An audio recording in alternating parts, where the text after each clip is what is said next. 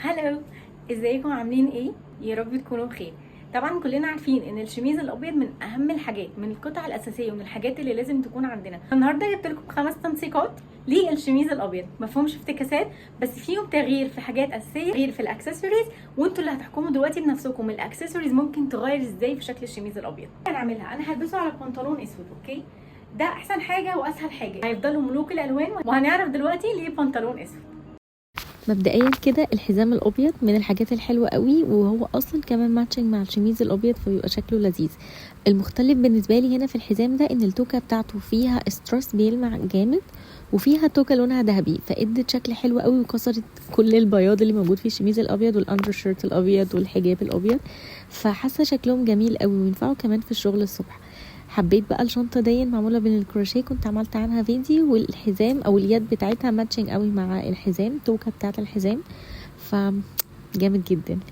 تاني حاجة بقى هيكون عن الحزام اللي بيلمع دون. بصوا، هو انا ما بنزلش بالحزام ده كتير، بس لو مناسبة مثلا ليلية على فكرة انا شايفة ان دون يبقى حلو قوي وحاجة سيمبل جدا، والابيض من الالوان اللي بتبقى جميلة قوي في المناسبات سواء بقى الصبح او بالليل، فشكله حلو قوي. بصوا كمان خلوا بالكم بس من الحركه بتاعه الشميز، انا فتحاه، بصوا يعني انا مخليه الجزء من النص دون مش مقفول على بعضه عشان يديني شكل الكلوشه، فاهمين؟ شكل الفستان كده. فدي حركه خلوا بالكم قوي واهتموا بيها، بتخلي شكل الشميز جامد جدا.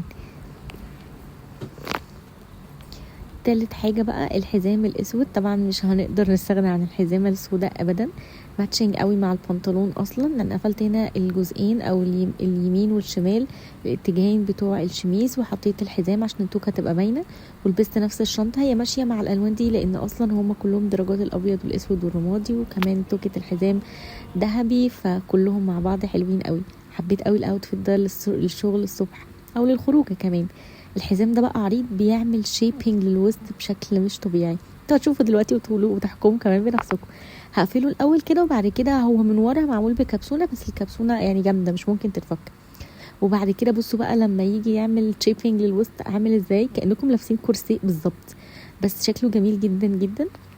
والتوك الذهبي 3 بقى، والعريض الحزام كمان عريض، فعامل شيبينج حلو قوي، وعامل برضو شكل الكلوشه، بس عامل يعني تحديد للوسط بشكل حلو قوي، حبيته قوي قوي.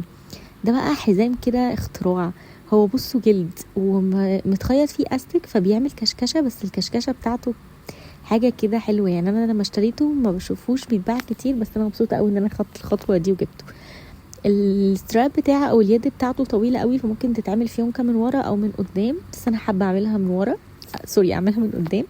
فبصوا شكلها بيبقى عامل ازاي، واليد نازله كده من قدام، تحسوا حاجه إليجنت، حاجه كده من الستينيات والسبعينيات.